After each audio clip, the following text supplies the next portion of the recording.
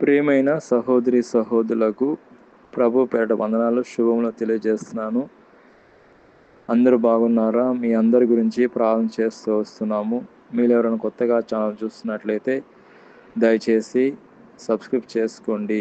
అదేవిధంగా ఇతరులకు కూడా తెలియచేయండి. ఈరోజు మనం దేవుని వాక్యం నుంచి దేవుడు మీ కథను పూర్తిగా మారుస్తాడు. మత్తయి రాసిన సువార్త 19వ అధ్యాయం 26వ వచనంలో చూసినట్లయితే, దేవుడికి సమస్తము సాధ్యమే, అసాధ్యం అంటే ఏదీ లేదు. ఇక్కడ మనం చూసినట్లయితే దేవుడికి సమస్తం సాధ్యమే అండి. ఆయన లేని వాటిని ఉన్న వాటిగా చేస్తాడు. ఆయనకు అసాధ్యం అంటే ఏదీ లేదు, సమస్తం సాధ్యమే దేవుడు వాక్యంలో చూసినట్లయితే. కాబట్టి దేవుడు నీ కథను అనగా నీ స్థితిని పూర్తిగా మార్చగలడు, సంపూర్ణంగా మార్చగలడు. దేవుడు ఏమైనా చేయగలడు, కథను మొత్తం మార్చగలగడు. అదేవిధంగా మత్తయి రాసిన సువార్త 19:26 వచనంలో చూసినట్లయితే దేవుడికి సమస్తం సాధ్యమే, అసాధ్యం అంటే ఏదీ లేదు. కాబట్టి దేవుడి మీద ఆధారపడినప్పుడు, దేవుడి మీద విశ్వసించినప్పుడు మన సమస్యల నుంచి, మన కష్టాల నుంచి, ఇబ్బందుల నుంచి, శ్రమల నుంచి మన కథను పూర్తిగా మార్చగల దేవుడు ఒక్కడే. మనుషులు అయితే ఏం చేయలేరు, కానీ పోలీసు వాళ్ళు కూడా ఏం చేయలేరు, అధికారులు కూడా ఏం చేయలేరు. కానీ మన దేవుడు తప్పకుండా మన సమస్యల నుంచి, మన కష్టాల నుంచి, మన ప్రాబ్లమ్స్ నుంచి తప్పకుండా పూర్తిగా మార్చగల దేవుడు. అదేవిధంగా మనం చూసినట్లయితే మార్క్స్ వార్త 9వ అధ్యాయం 23వ వచనంలో, అందుకు యేసు నమ్ముట నీ వలనైతే నమ్ము, వానికి సమస్తం సాధ్యమే అని ఆయనతో చెప్పాను. ఇక్కడ మనం చూసినట్లయితే మీ సమస్య ఎంత పెద్దయినా ఎంత చిన్న అయినా కానీ దేవుడి మీద విశ్వసించినట్లయితే, దేవుడి మీద నమ్మినట్లయితే, దేవుడి మీద ఆధారపడినప్పుడు దేవుడు తప్పకుండా సమస్య నుంచి విడిపించగలడు. అదేవిధంగా మార్క్స్ వార్త 14వ అధ్యాయము 36వ వచనంలో, అబ్బా తండ్రి, నీ వలన సమస్తము సాధ్యమే. దేవుడి వలన మనకు సమస్తం సాధ్యమేనండి. దేవుడి ద్వారా సమస్తం సాధ్యమే అండి. ఆయన ద్వారానే మనకు సాధ్యమండి అన్నీ. ఆయన లేకుండా నువ్వు ఏం చేయలేవు. ఆయన వల్లనే మనం ఏదైనా చేయగలం. అదేవిధంగా లూకా రాసిన సువార్త 1వ అధ్యాయం 37వ వచనంలో దేవుడు చెప్పెను, మీ మాట ఏదైనా నిరర్ధకము కానేరదని ఆమెతో చెప్పాను. మనుషులైతే అబద్ధాలు చెప్పొచ్చండి, దేవుడు మాత్రం ఎట్టి పరిస్థితుల్లో అబద్ధాలు చెప్పడు. ఆయన మాట మీద నిలబెడతాడు. ఆయన ఏ చెప్తే అది జరుగుతుంది, అని చెప్పింది చేస్తాడండి.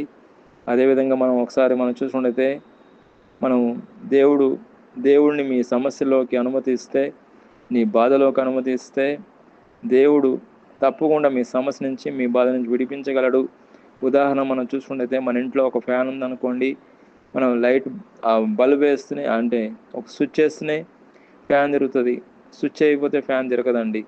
అదేవిధంగా మన జీవితంలోకి దేవుడిని అనుమతిస్తూనే మన జీవితంలోకి సమస్యల నుంచి మనం విడిపించగలుగుతాం.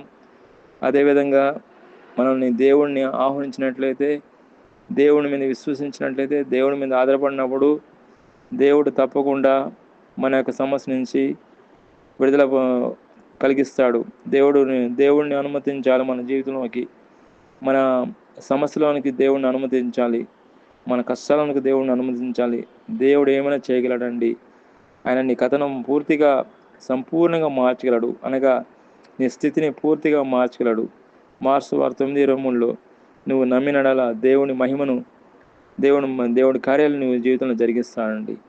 అదేవిధంగా మనం చూసినట్లయితే యేసుక్రీస్తు ప్రభు చేసిన గొప్ప కార్యాలు మనం చూసినట్లయితే 5,000 మందికి ఆహారం పంచిపెట్టినట్లు మనం చూస్తున్నాము. అది ఎట్లా సాధ్యం అండి? 5,000 మందికి ఆహారం పంచడం అంటే వాళ్ళ దగ్గర లేనిది 5 రొట్టెలు 2 చేపలు మాత్రమే. 5 రొట్టెలు 2 చేపలు ఎట్లాగా 5,000 మందికి పెట్టారండి అని మనం చూసినట్లయితే మనుషులకు అసాధ్యమే, కానీ దేవుడికి సమస్తము సాధ్యమే. మత్తయి రాసిన సువార్త 14వ అధ్యాయము 15 నుంచి 21 వచనాలు చూసినట్లయితే ఈ వాక్యం వివరించబడినది. గుడ్డి వాడిని కూడా యేసుక్రీస్తు ప్రభు బాగా చేసినట్లు మనం చూస్తున్నాము. పుట్టిన గుడ్డివాడిని ఏ డాక్టర్ కూడా బాగా చేయలేడండి. మీరు ఎక్కడికి తీసుకుపోయినా ఛాలెంజ్ అండి. పుట్టిన గుడ్డివాడిని ఎవరైనా కానీ ఏ డాక్టర్ కూడా బాగా చేయలేడు. కానీ దేవుడు మాత్రం, యేసుక్రీస్తు ప్రభు మాత్రం స్వస్థత పరిచినట్లు మనం చూస్తున్నాము. దేవుడి వాక్యం చూసినట్లయితే యోహాను సువార్త 9వ అధ్యాయము 1-7 ఉందండి వివరించబడినది. లాజరు బ్రతికించుట, చనిపోయిన లాజరు బ్రతికించబడట ఎలాగ సాధ్యం? అది చనిపోయిన వారిని ఎట్లా బ్రతికించగలడు దేవుడు? దేవుడికి అసాధ్యం అంటే ఏది లేదు. మరణము జీవం ఆయన దగ్గర ఉంది, పునరుద్ధానం జీవం ఆయన చేతిలో ఉంది. ఆయన ఏదైనా చేయగలడు.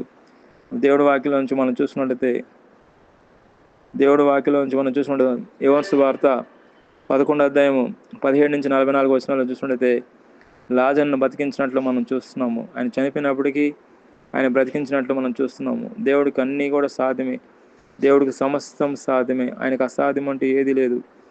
విధవరాలను కుమారుని బ్రతికించుట, విధవరాలను కుమారుడు కూడా చనిపోయాడండి. చనిపోయిన వారిని లేవడం ఒకే ఒక ప్రభువుకు సాధ్యమే. ఆ ప్రభు క్రీస్తు. ఆయనకు మాత్రమే సాధ్యం అండి.